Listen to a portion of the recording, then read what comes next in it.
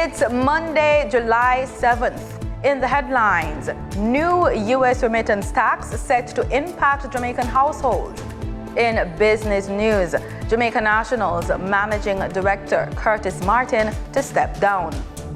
Regionally, Guyana pushes for bold new framework to finance biodiversity protection. And in sports, J3A's president Garth Gale remains confident in relay teams, despite missed qualification marks. This is the news on PBC Jamaica. I'm Simone Absalom Gale.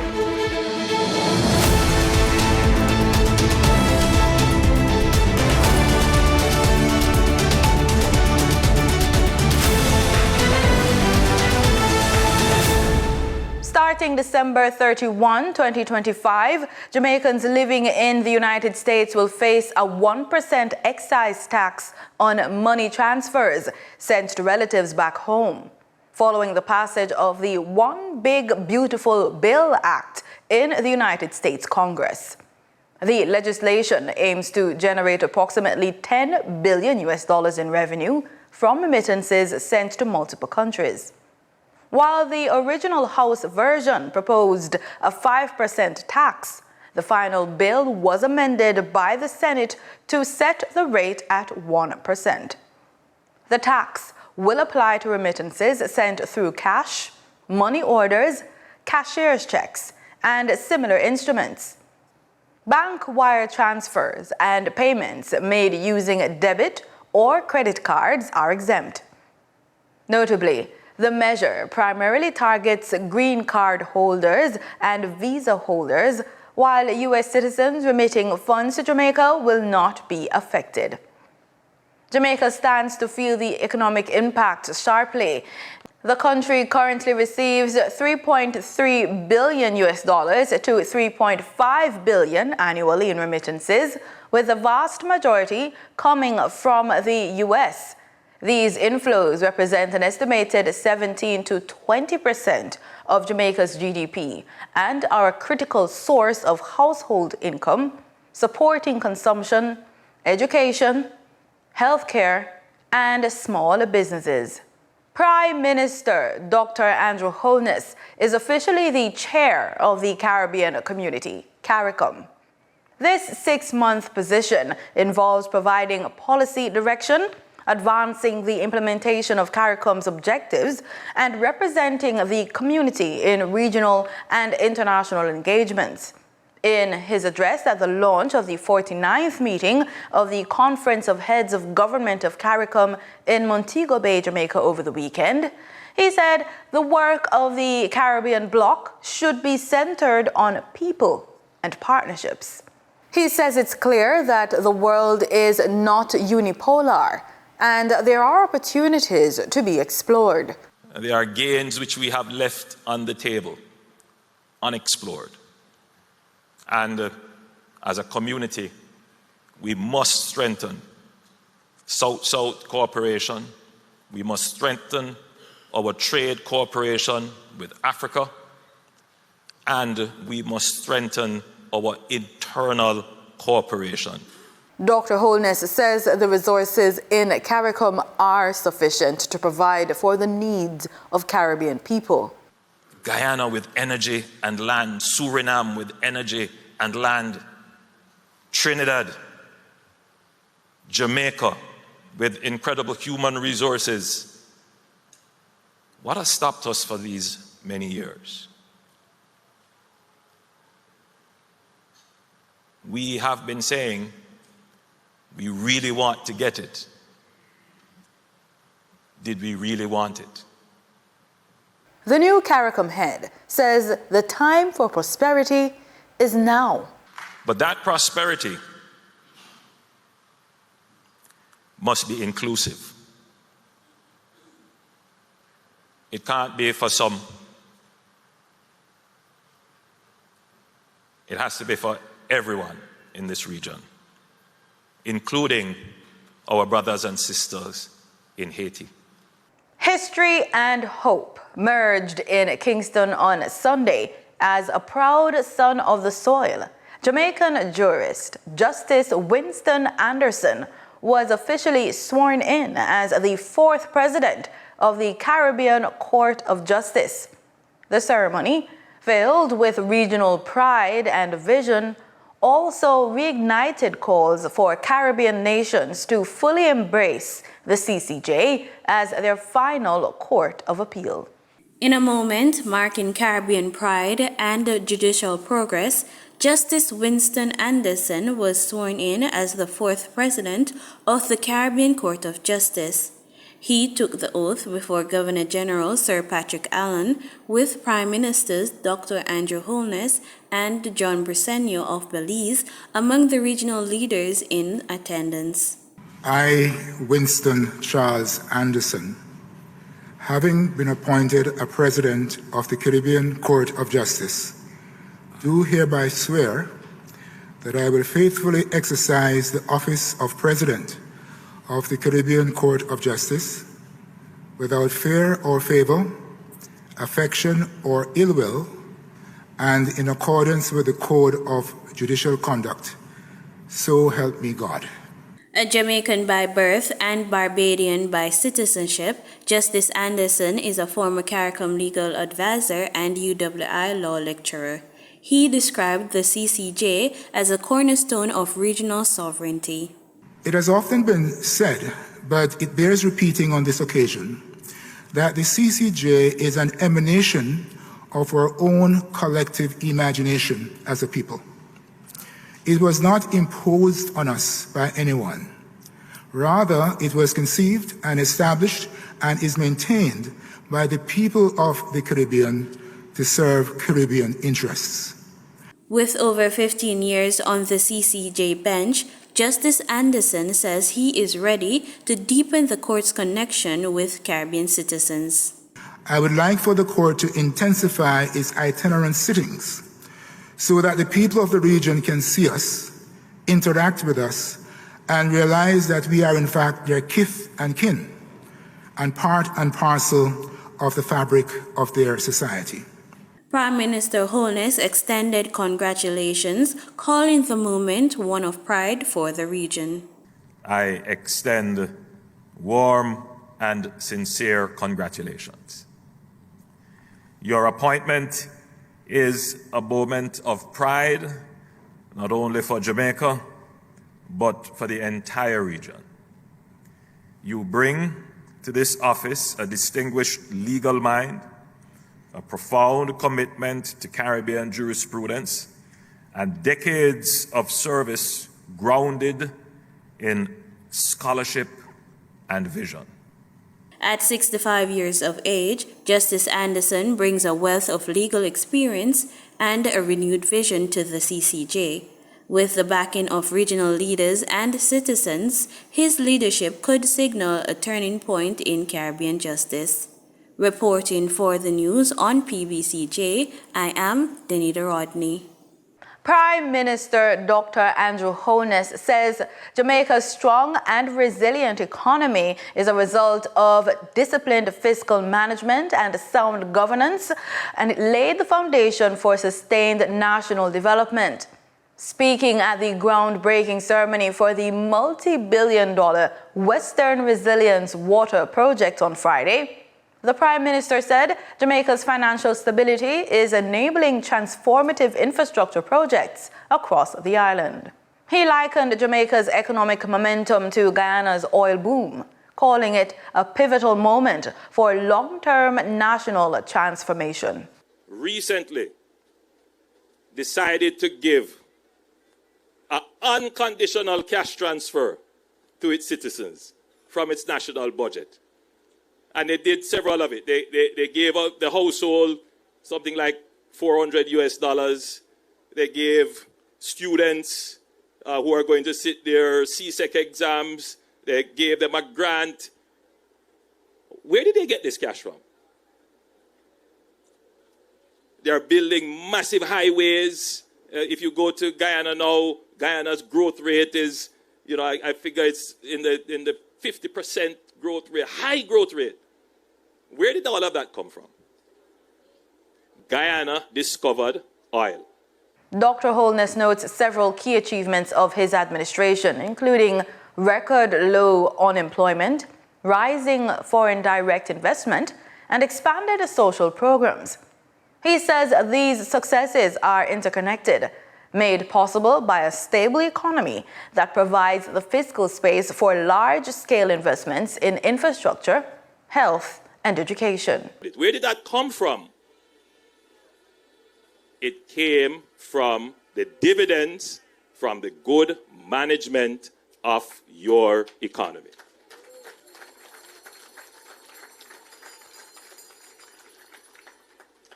So discovering good management of the economy is the equivalent of discovering oil. Despite the positive outlook, the Prime Minister notes that some Jamaicans still feel disconnected from the national economic gains, particularly as they face daily challenges. And I want them to know that I literally hear almost all of these calls because I monitor the radios. I monitor the programs, and I listen very carefully to the complaints that are made. And I want every Jamaican that is without water today to know that I know. But more than that, it is not knowledge without concern. I know and I care. The Prime Minister reaffirmed his government's commitment to ensure that Jamaica's macroeconomic progress translates into real, measurable improvements for citizens across all sectors. Time now for the Business Report.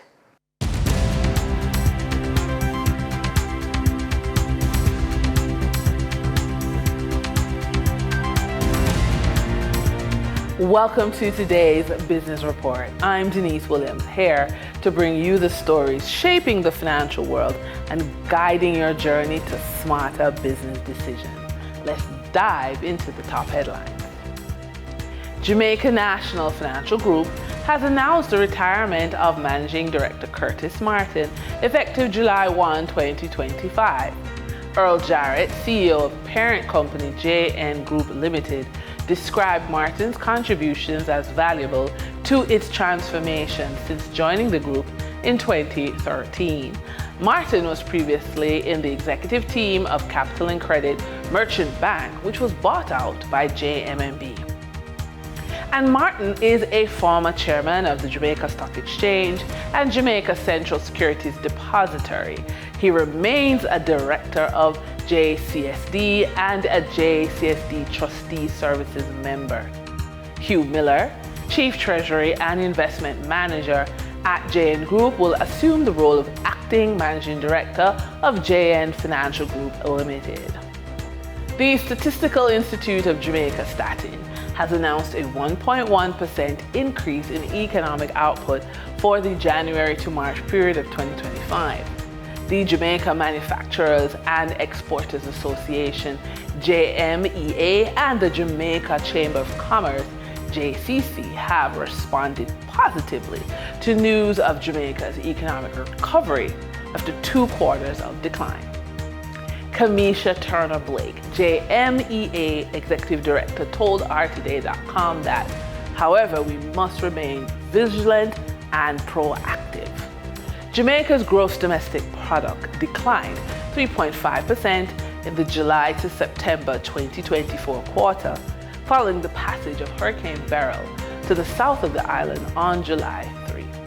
For the trading period ending July 4, 2025, these were the most actively traded stocks. Toll road operator Trans-Jamaica Highway Limited, with 9,691,753 units traded, representing 43.35% of market sales volume. Alternative energy provider Wigton Energy Limited, with 3,570,055 units traded, representing 15.97% of market sales volume.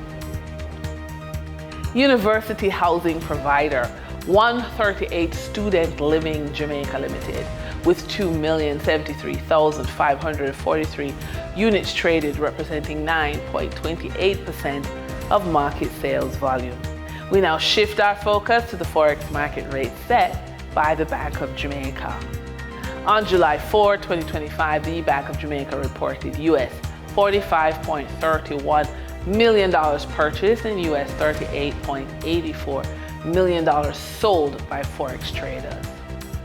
Forex traders earned $2.27 per dollar, selling the US at $160.77 and buying the US at $158.50. The Canadian dollar netted Forex traders 49 cents per transaction, with selling at $118.52 and buying at $118.03.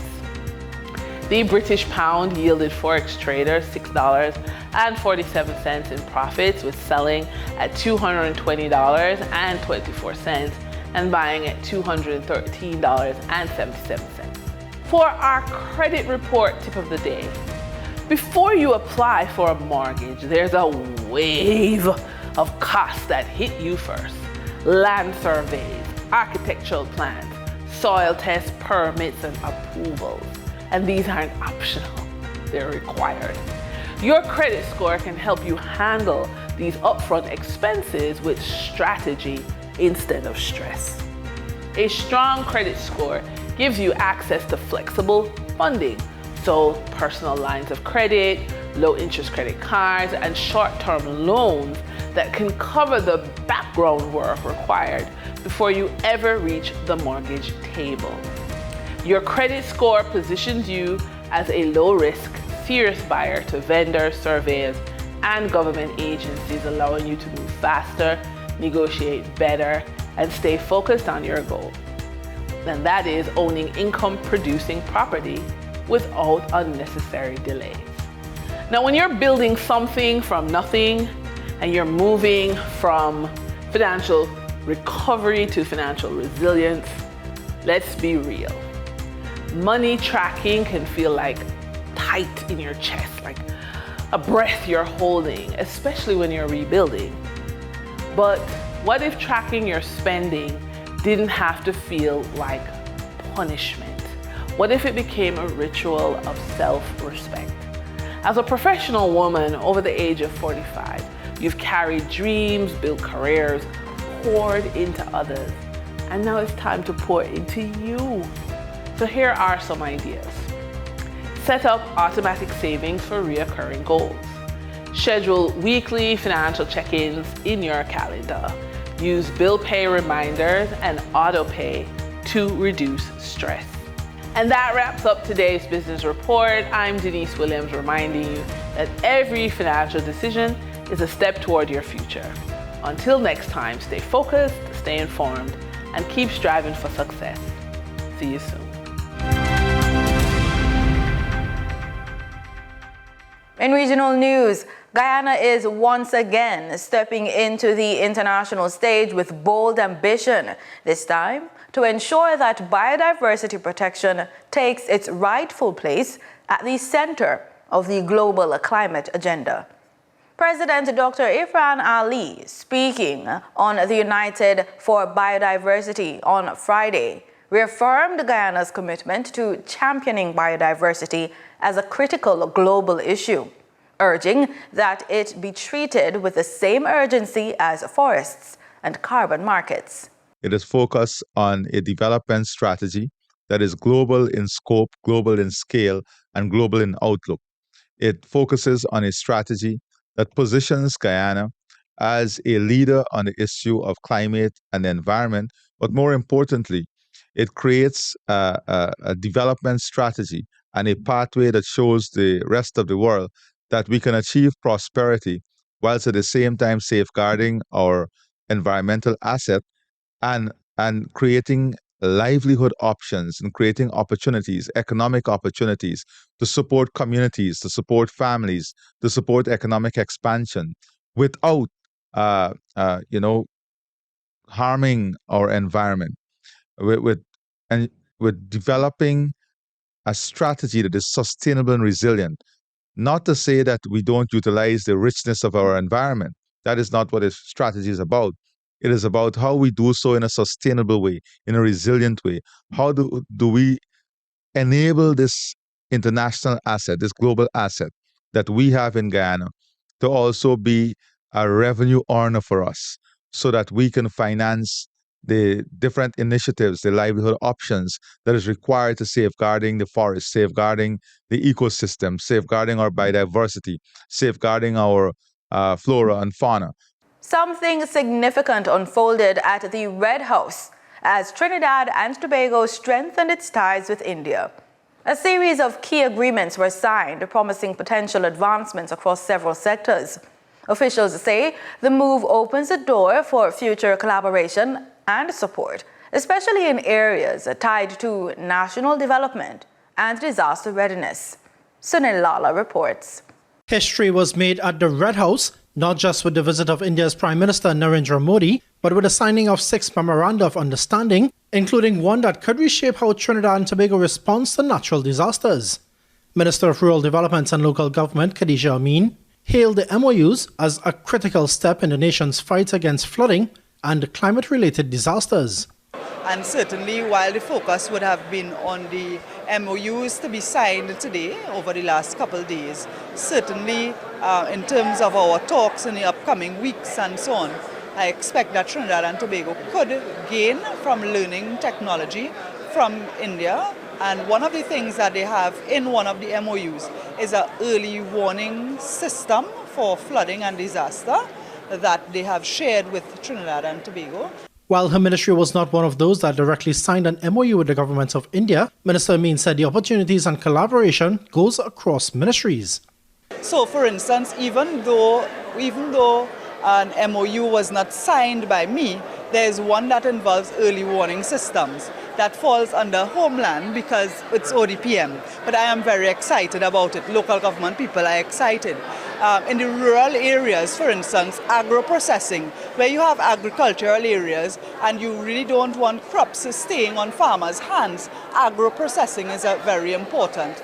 And so in rural development, and although it falls under agriculture, rural development is excited about the agro-processing plant. Minister Amin said the agreement is also part of a broader vision for long-term development and resilience, welcoming the talks about a Caribbean-based forensic science center in Trinidad and Tobago. And to me, that will benefit Trinidad and Tobago in the long run, because they are not only talking about bringing laptops, for instance, giving 2,000 laptops as they are, but they are talking about investments, things that will contribute to the well-being of agriculture. When they speak about having the CARICOM Forensic Science Center located of all places in the Caribbean, here in Trinidad, it speaks volumes in terms of long-term development and better life for Trinidad and Tobago. And with the rainy season already in progress, the minister said her ministry is also looking at technology to prevent flooding. So there are technologies available, and we also have to look at the cost factor of those technologies and how we incorporate the local economy into it in terms of creating local jobs, using local manufacturers and so on. Minister Amin was speaking to TTT News following the joint session of Parliament on Friday. Sonolala, TTT News. Parents are being reminded that they have a critical role to play in reducing absenteeism in the school system.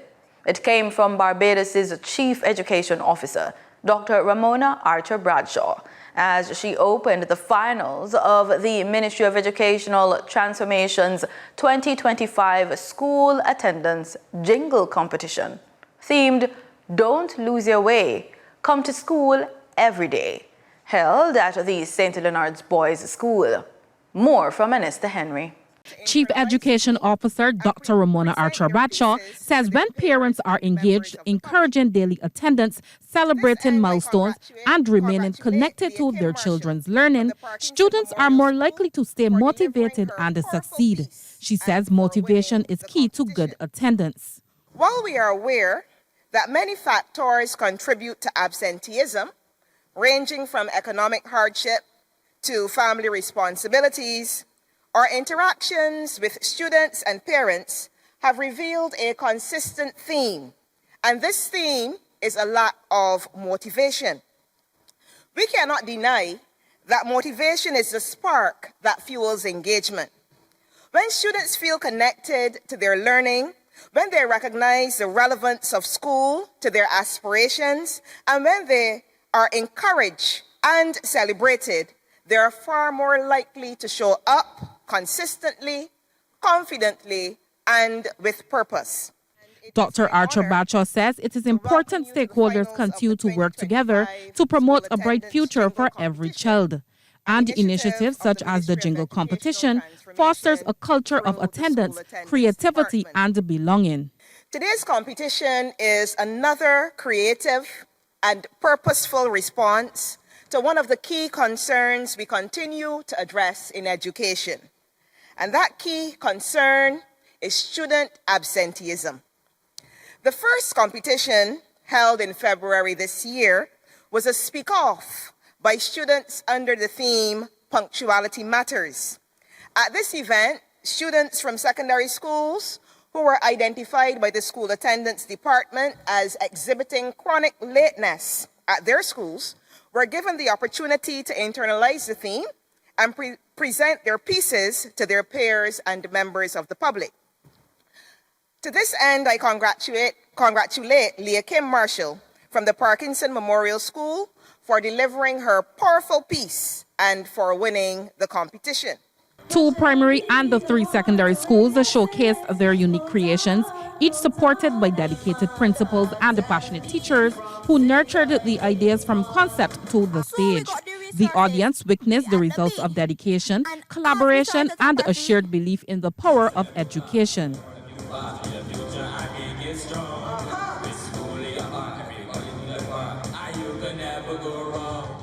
And the winner of the 2025 Ministry of Educational Transformation Schools Attendance Jingle Competition is St. Leonard's Boys School.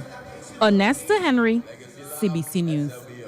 In sports, President of the Jamaica Athletics Administrative Association, Garth Gale, remains optimistic that Jamaica's relay teams will meet the qualifying standards for the World Athletics Championships in Tokyo this September, despite falling short in 2 key events at the inaugural Barbados Grand Prix on Saturday. The Jamaican men's 4x100 meters relay team, featuring Buaji and Cromie, Christopher Taylor, O'Dane McPherson, and Kadrian Goldson, won their race in 38.46 seconds, narrowly missing the 38.20 second qualification standard. In the mixed 4x400 meters relay, the team of Jeremy Bembridge, Shauna K. Anderson, Bovel McPherson, and Ronisha McGregor also finished outside the qualifying time. Mr. Gale expressed confidence in the team's potential and emphasized that the development of young athletes remains a priority. He also notes that the women's 4x400 meters relay team is still seeking to secure their qualifying time for the Tokyo Championships. And that's the news on PBCJ. You can follow us on our social media platforms at PBCJamaica. Thanks for watching.